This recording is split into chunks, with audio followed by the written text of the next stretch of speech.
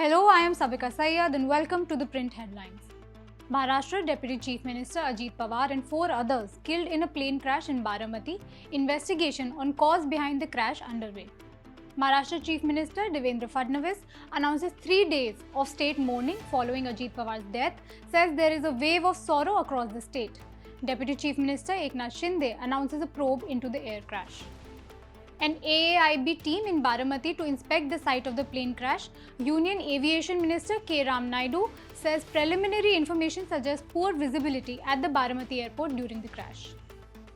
Assam Chief Minister Himanta Biswa Sharma says Niyaz should not be voting in Assam, they should vote in Bangladesh. The Chief Minister adds that it is his job to give trouble to Niyaz. President Draupadi Murmu addresses the joint session of the Parliament, outlining the government's vision ahead of the Union Budget 2026-27. Congress says opposition parties protested the bulldozed repeal of Manrega in a dignified manner during President Draupadi Murmu's address, vowing to use all democratic means to demand restoration of the law. Delhi High Court grants 4 weeks to the NIA to respond to separatist leader Yasin Malik's reply in its appeal seeking the death penalty in a terror funding case, listing the matter for hearing on April 22 this year. The Indore bench of the Madhya Pradesh High Court sets up a commission led by a former HC judge to probe water contamination in Bhagirathpura, directing an interim report within 4 weeks.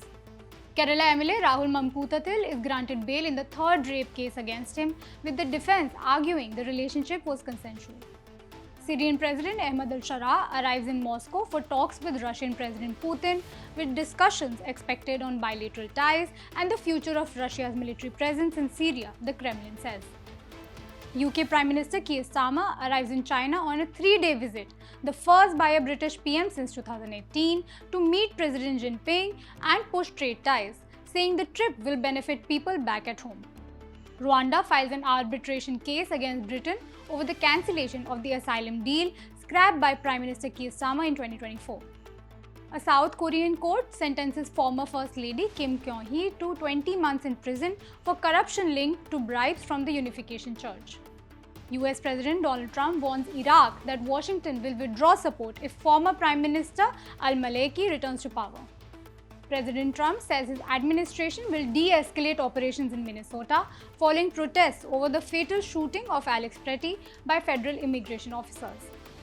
Trump says the US and South Korea will work out a solution after announcing a surprise 25% tariff hike on imports from the Russian ally. Canadian Prime Minister Mark Carney defends his Davos remarks, criticizing unconstrained superpowers, saying there's almost nothing normal in the United States. French lawmakers pass a bill banning social media use for under 15-year-olds and mobile phones in high schools, a move backed by President Macron. China approves the first batch of NVIDIA H200 chip imports, with ByteDance, Alibaba and Tencent cleared to purchase over 400,000 chips in total. Novak Djokovic advances to the Australian Open semi-finals after Lorenzo Musetti retires injured despite leading by 2 sets. That's all we have for you today. We'll be back tomorrow with the latest.